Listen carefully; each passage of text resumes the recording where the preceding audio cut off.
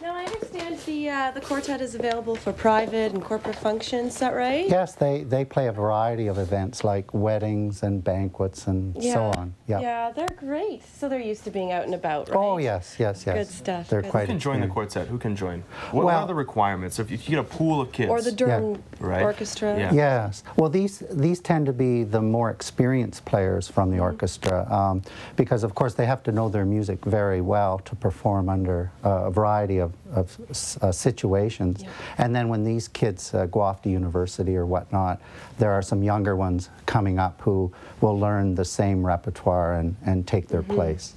Because, of course, because they go on to further their education, there's a certain turnover every year. Right. How many kids in general would you say, or in total, sorry, is in the Durham Youth Orchestra? There are around 25. Yeah. Yeah. Okay. Yeah. Okay. Consisting of, well, obviously strings, woodwind players, brass, and and so on. And who are the members? Are these kids that have always gravitated towards music? Do their parents bring them in?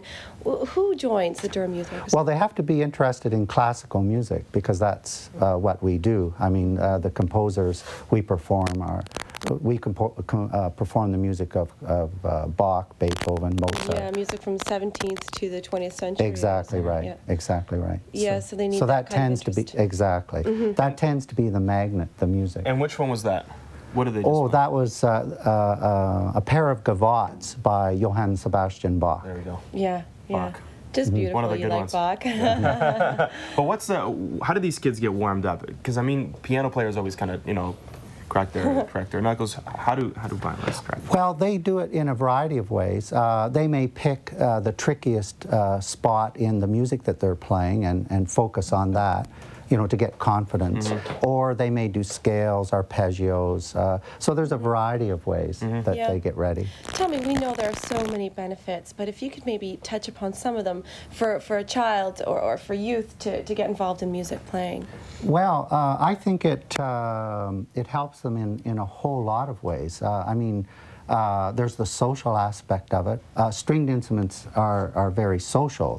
They almost always play with other people, not by themselves. Of course, they have to practice by themselves, but even if they're playing solo repertoire, they would play with a piano accompanist. So there's that, having to work as a team. That's very important. And I think it develops a sensitivity and an ability to focus, so it helps them with their schoolwork. I mean, I could go on and on. Yeah, and I feel like it awakens a whole other side to your brain. I remember reading music as well, and like yourself, I played the flute, Right. and I remember it awakened. It's a mathematical No side doubt. of the brain, would you say? Sports does it, Yeah. music does it, anything Yeah. that involves teamwork and kind of a building of an appreciation for working with others and getting into a, Yeah. Mm-hmm. Well, we got a Definitely. few minutes left till the end of the segment, so why don't we enjoy another piece?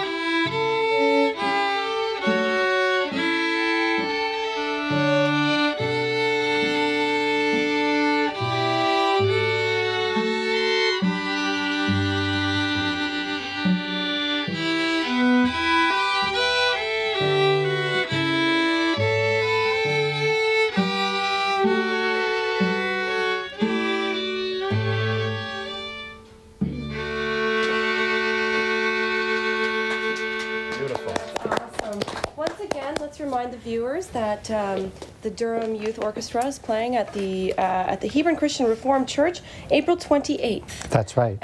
Oh, yes. And we have a special guest performing Beethoven's Piano Concerto No. 3, James Parker. Great. Beautiful. DYOmusic.com has more.